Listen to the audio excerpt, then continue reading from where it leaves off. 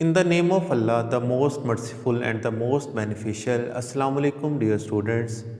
Welcome all of you on Computer Science Online. Dear students, उम्मीद करता हूँ कि आप सब खैरियत से होंगे। दुआ है कि अल्लाह ताला आपके और मेरे इल्म में इजाफ़ा फरमाए। Dear students, today our topic of discussion is what is file processing system and its problems. यानी आज के इस लेक्चर में हम देखेंगे कि फ़ाइल प्रोसेसिंग सिस्टम क्या होता है और फाइल प्रोसेसिंग सिस्टम में डिफरेंट जो प्रॉब्लम्स थी हम उनको डिस्कस करेंगे कि ऐसी कौन सी प्रॉब्लम्स थी फाइल प्रोसेसिंग सिस्टम में जिसकी वजह से हमें डेटाबेस की ज़रूरत पड़ी। Dear students, file processing system को स्टडी करने से पहले मैं आपको बताता चलूँ कि फाइल प्रोसेसिंग सिस्टम एक ट्रेडिशनल रिकॉर्ड सिस्टम था जिसमें डिफरेंट ऑर्गेनाइजेशन अपने एम्प्लॉयज़ का डाटा को स्टोर करती थी। यानी फाइल प्रोसेसिंग सिस्टम यूज़ होता था, डिफरेंट ऑर्गेनाइजेशन यूज़ करती थी अपने डाटा को हैंडल करने के लिए, अपने डाटा को मैनेज करने के लिए। फाइल प्रोसेसिंग सिस्टम में कुछ ऐसी प्रॉब्लम थी जिसकी वजह से हमें डेटाबेस की ज़रूरत पड़ी। यानी इस कोर्स में हम वैसे तो डेटाबेस के बारे में पढ़ रहे हैं कि डेटाबेस क्या होती है, उसको कैसे डिज़ाइन किया जाता है, उसके बेनिफिट्स क्या हैं, लेकिन डेटाबेस को स्टडी करने से पहले हम फाइल प्रोसेसिंग सिस्टम को देखते हैं कि फ़ाइल प्रोसेसिंग सिस्टम क्या था, उसमें ऐसी कौन से इश्यूज़ थे जिसकी वजह से हमें डेटाबेस की ज़रूरत पड़ी। Dear students, most important thing is that कि जो इसमें प्रॉब्लम्स थी फाइल प्रोसेसिंग सिस्टम में उनको कवर किया गया डेटाबेस में। यानी जो इसके डिसएडवांटेज थे वो डेटाबेस के एडवांटेजेस बन जाते हैं। डियर स्टूडेंट्स, सबसे पहले हम डिस्कस करते हैं कि फ़ाइल प्रोसेसिंग सिस्टम क्या था। मेरी कोशिश होगी कि मैं आपको इस लेक्चर में ऐसी एग्जांपल्स दूं जो आपकी डेली लाइफ रूटीन में हो, ताकि आप इसके डिसएडवांटेज यानी इसकी प्रॉब्लम्स को इजीली अंडरस्टैंड कर सको कि कौन कौन सी ऐसी प्रॉब्लम्स थी जिसकी वजह से हमें डेटाबेस की ज़रूरत पड़ी। तो सबसे पहले हम डिफाइन करते हैं कि फ़ाइल प्रोसेसिंग सिस्टम क्या था। Dear student, file processing system use different set of files for each department in an organization. Dear students, file processing system में different set of files use होती थी रिकॉर्ड को manage करने के लिए। Record of one file may not relate to the record of other file. जो एक file का रिकॉर्ड था वो दूसरी फाइल के साथ रिलेट नहीं करता था। फाइल प्रोसेसिंग सिस्टम यूज़ हो रहा था रिकॉर्ड को मैनेज करने के लिए। डियर स्टूडेंट्स, मैंने ग्राफिकली एक्सप्लेन किया है कि फाइल प्रोसेसिंग सिस्टम क्या था ताकि आपको समझने में आसानी हो। हम इस डायग्राम की मदद से फाइल प्रोसेसिंग सिस्टम को समझ सकते हैं कि कैसे वर्क करता था file processing system. Dear students, मैंने एक एग्जांपल ली है एक ऑर्गेनाइजेशन की, वो कैसे अपने रिकॉर्ड को मैनेज कर रही है थ्रू फाइल प्रोसेसिंग सिस्टम। यहाँ पे 3 डिपार्टमेंट्स आपको नज़र आ रहे हैं। ये पर्सनल डिपार्टमेंट है, सेल डिपार्टमेंट और अकाउंट्स डिपार्टमेंट। एक ऑर्गेनाइजेशन के 3 डिपार्टमेंट मैंने एज एग्जांपल लिए हैं।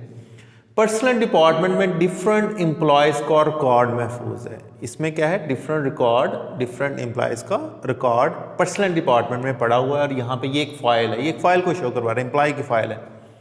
उसके बाद इसी तरह सेल डिपार्टमेंट है।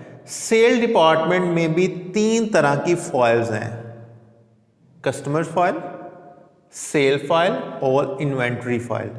यानी इसमें कस्टमर का रिकॉर्ड महफूज हो रहा है, इस फाइल में सेल्स का रिकॉर्ड महफूज हो रहा है, इस फाइल में इन्वेंट्री का रिकॉर्ड महफूज हो रहा है। इन्वेंट्री सिस्टम का, ये इन्वेंट्री फाइल का मतलब ये होता है जिसमें डेली ट्रांजैक्शंस हो कि कितना आपकी चीज़ें सेल हो चुकी हैं, बैक पे क्या, आपके स्टोर में कौन कौन सी चीज़ें मौजूद हैं, वो इन्वेंट्री सिस्टम होता है। तो ये सेल्स का डिपार्टमेंट है। डिफरेंट एम्प्लॉयज़ इसमें शोज हो रहे हैं, ये एम्प्लॉयज़ को शो करवा रहे हैं। इसके बाद जो थर्ड डिपार्टमेंट है वो अकाउंट्स का डिपार्टमेंट है। इसमें क्या है, इसमें अकाउंट्स की इंफॉर्मेशन है, डिफरेंट एम्प्लॉयज़ के अकाउंट्स की, उनके सैलरीज की, उनके पैकेज की, बोनस वगैरह की इंफॉर्मेशन इस फाइल में पड़ी है।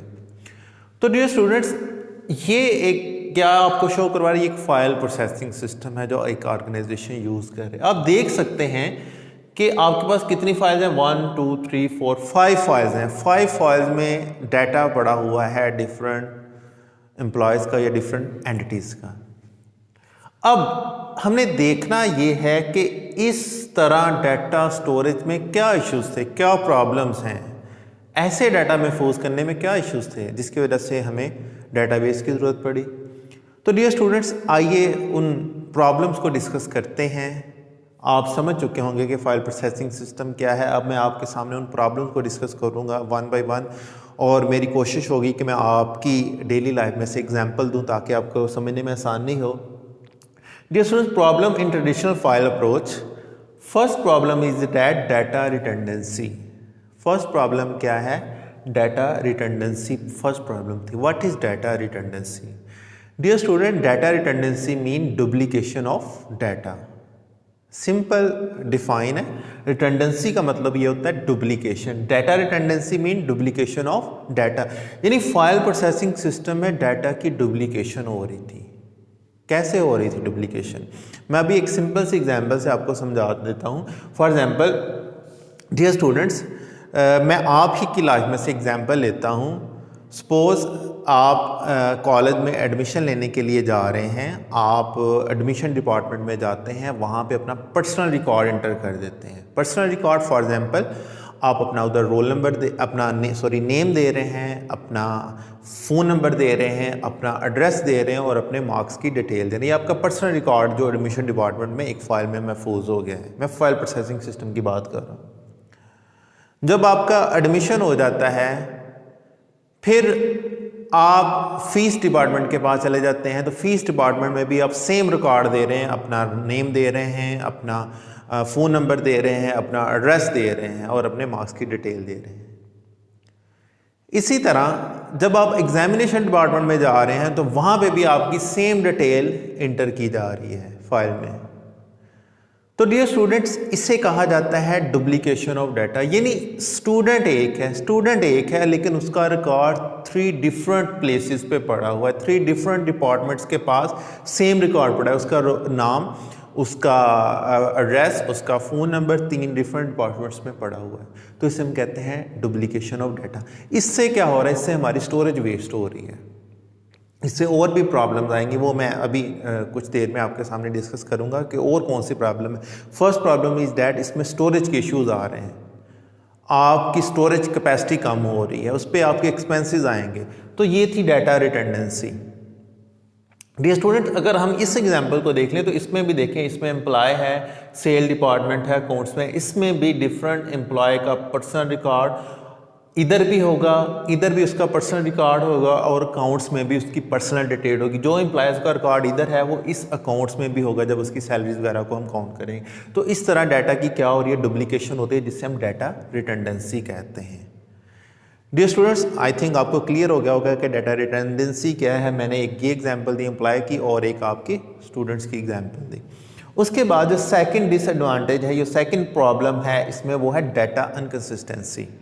डियर स्टूडेंट्स, हम इसी एग्जांपल को आगे लेके चलेंगे। डाटा इनकंसिस्टेंसी में भी इसी एग्जांपल को अप्लाई करूंगा मैं। सबसे पहले मैं डिफाइन करता हूँ डाटा इनकंसिस्टेंसी किससे कहते हैं। डियर स्टूडेंट, इनकंसिस्टेंसी का मीन ये होता है जिसमें कंसिस्टेंसी ना हो, जिसमें कुछ प्रॉब्लम्स हों, यानी जिसमें प्रॉब्लम्स आने के चांसेस हों, उसे इनकंसिस्टेंसी कहते हैं। अब किस तरह की प्रॉब्लम्स हो सकती हैं? डियर स्टूडेंट, जब डाटा रिटर्डेंसी अकर होती है तो डाटा इनकंसिस्टेंसी ऑटोमेटिकली आ जाती है। कैसे आती है? मैं सिंपल सी एग्जांपल दे रहा हूँ, हम उसी एग्जांपल को लेते हैं, रिपीट करते हैं। एक स्टूडेंट है, उसका पर्सनल रिकॉर्ड एडमिशन डिपार्टमेंट के पास भी है, फीस डिपार्टमेंट के पास भी है, एग्जामिनेशन डिपार्टमेंट के पास भी है। सपोज हम फ़र्ज़ करते हैं एक स्टूडेंट अपना एड्रेस चेंज करना चाह रहा है, अपना परमानेंट एड्रेस, घर का पता चेंज करना चाह रहा है। तो सबसे पहले वो जाएगा एडमिशन डिपार्टमेंट के पास, वहाँ पे अपना एड्रेस चेंज करवाएगा। उसके बाद वो फीस डिपार्टमेंट के पास जाएगा, इसी तरह वो एग्जामिनेशन डिपार्टमेंट के पास जाएगा। तो जब वो तीनों जगह पे गया अपना एड्रेस चेंज करवाने के लिए, तो डियर स्टूडेंट्स, इसमें ह्यूमन एरर आ सकता है, इंसानी मिस्टेक हो सकती है, कोई स्पेलिंग की मिस्टेक हो सकती है। यानी 3 बार डाटा को अपडेट किया जा रहा है। जब 3 time different people same data को अपडेट करते हैं तो उसमें एरर आने के चांसेस बहुत ज़्यादा बढ़ जाते हैं, जिसे कहा जाता है डाटा अनकंसिस्टेंसी। इसी तरह अगर आप इधर देख लें, इसी एम्प्लॉय के अगर रिकॉर्ड को हमने अपडेट करना है तो हमें इधर भी अपडेट करना पड़ेगा, इधर भी अपडेट करना पड़ेगा, जिससे डाटा अनकंसिस्टेंसी के चांसेस बहुत ज़्यादा बढ़ जाते हैं। तो इस तरह हमारा डाटा अनकंसिस्टेंट रहता था फाइल प्रोसेसिंग सिस्टम में। जब भी हमने डाटा को अपडेट करना था या कोई भी ऑपरेशन अप्लाई करना होता तो डाटा की अनकंसिस्टेंसी के चांसेस बहुत ज़्यादा बढ़ जाते हैं, जिसे हम डाटा अनकंसिस्टेंसी कहते हैं। तो डियर स्टूडेंट्स, इसके बाद जो थर्ड प्रॉब्लम है फाइल प्रोसेसिंग सिस्टम में वो है program data dependency. Dear students, program data dependency क्या होती है, इसको एक्सप्लेन करने से पहले मैं आपसे कुछ एक लेक्चर जो मैंने पहले भी अपलोड किया था उसकी कुछ टर्म को डिस्कस करता हूँ। हमने पढ़ा था कि दो तरह की फाइल्स होती हैं, एक होती है प्रोग्राम फाइल और एक होती है डाटा फाइल। प्रोग्राम फाइल जिसमें सॉफ्टवेयर से रिलेटेड इंस्ट्रक्शन होती हैं और डाटा फाइल जिसमें डाटा स्टोर होता है। प्रोग्राम डाटा डिपेंडेंसी का मतलब ये होता है कि एक प्रोग्राम फाइल और डाटा फाइल दोनों एक दूसरे पे डिपेंड कर रही हैं, हालांकि ऐसा नहीं होना चाहिए। इट्स मीन कि अगर यानी हमने फाइल प्रोसेसिंग सिस्टम के साथ जो भी ऑपरेशन अप्लाई करने होते हैं उनके लिए कुछ प्रोग्राम्स फाइल बनाए जाते हैं जिसमें प्रोग्राम लिखा जाता है। अगर हम उस फाइल में चेंजेस करते हैं, हमें डाटा फाइल में भी ऑटोमेटिकली हमें चेंजेस करना पड़ेंगे। अगर डाटा फाइल चेंज हो रही है तो प्रोग्राम फाइल को भी उसी तरह चेंज करना पड़ेगा।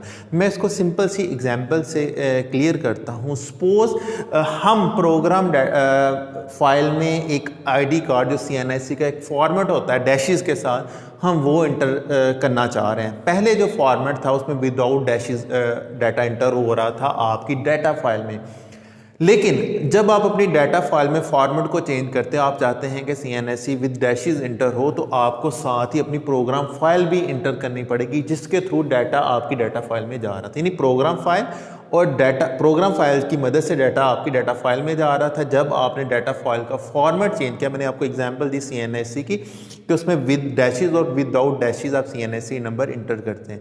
तो इस तरह जब दोनों प्रोग्राम फाइल और डाटा फाइल एक दूसरे पे डिपेंड करेंगे देन भी हमारे लिए इश्यूज आएंगे। इससे हम जब भी कोई अपडेशन करना चाहेंगे, अपने सिस्टम में कोई तब्दीली लाना चाहेंगे, तो हमें प्रोग्राम फाइल और डाटा फाइल दोनों को चेंज करना पड़ेगा, जिससे हमारे लिए लॉट ऑफ इश्यूज क्रिएट होंगे।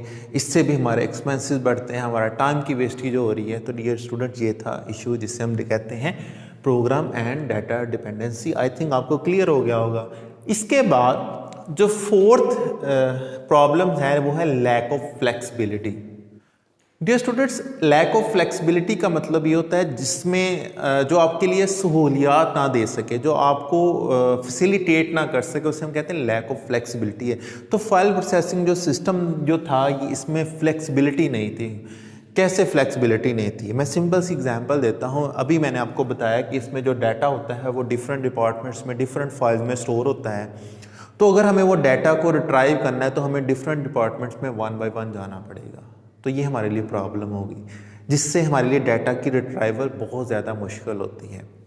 सिंपल सी एग्जांपल के साथ इसको क्लियर करते हैं। फॉर एग्जांपल मैंने आपको बताया कि आप का डाटा जो है, स्टूडेंट का डाटा, वो एग्जामिनेशन डिपार्टमेंट के पास होता है जिसमें डिफरेंट मार्क्स की डिटेल होती है।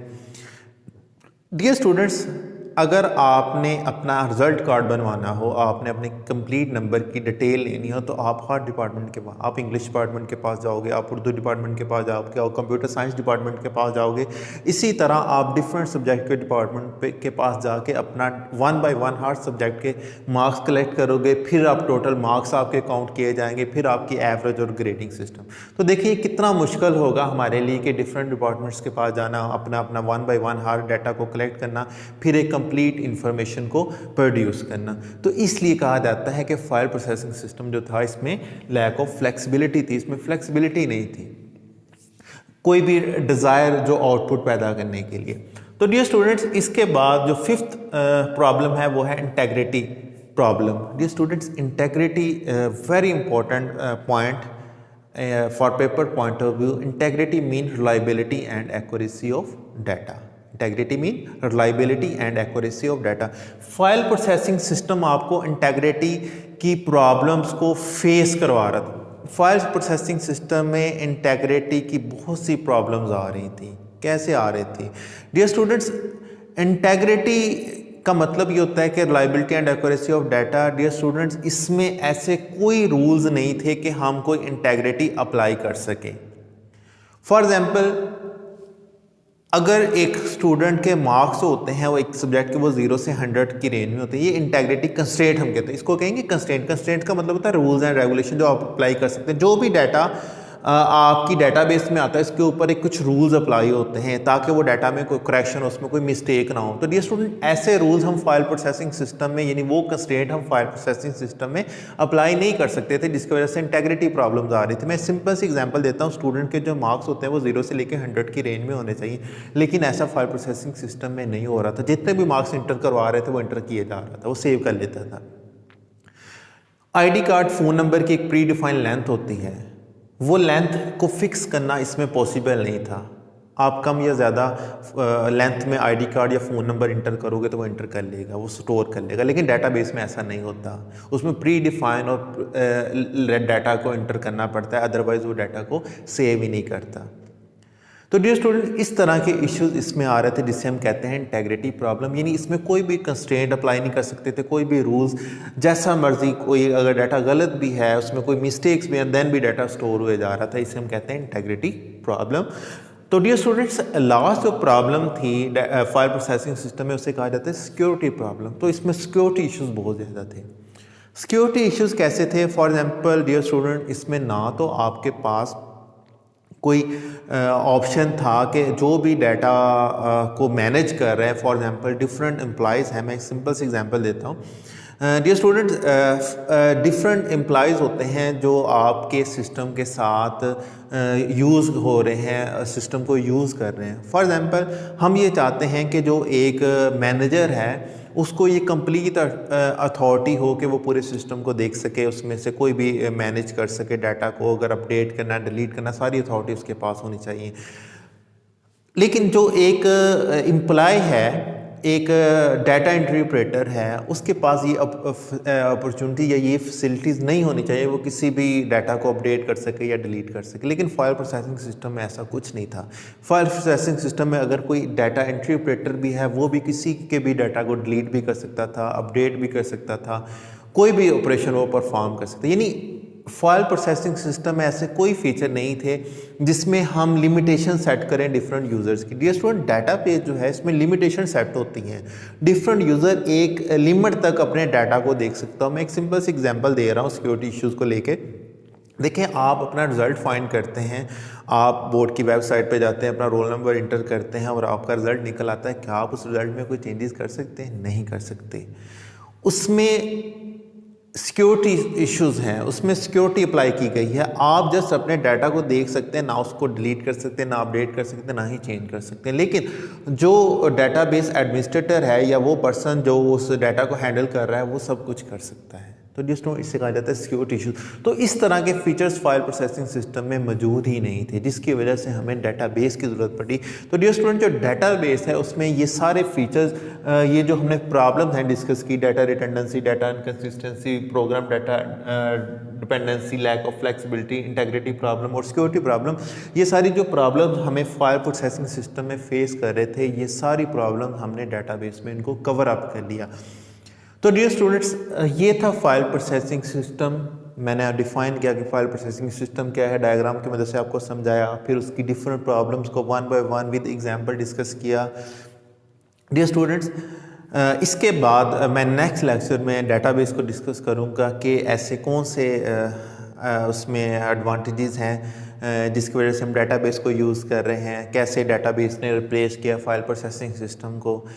डियर स्टूडेंट्स, उम्मीद करता हूं कि आज का लेक्चर आपके लिए बहुत ज़्यादा इंटरेस्टिंग रहा होगा और आज के लेक्चर से आपको बहुत कुछ सीखने को मिला होगा और आपकी बहुत सी कन्फ्यूजन दूर हो चुकी होंगी कि फ़ाइल प्रोसेसिंग सिस्टम और डाटाबेस का आपस में क्या कनेक्शन है, कैसे फ़ाइल प्रोसेसिंग सिस्टम को रिप्लेस किया गया डाटाबेस से।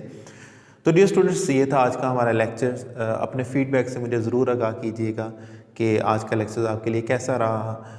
Dear students, at the end अपना और अपने प्यारों का ख्याल रखें और मुझे अपनी दुआ में याद रखिएगा। अल्लाह हाफिज़।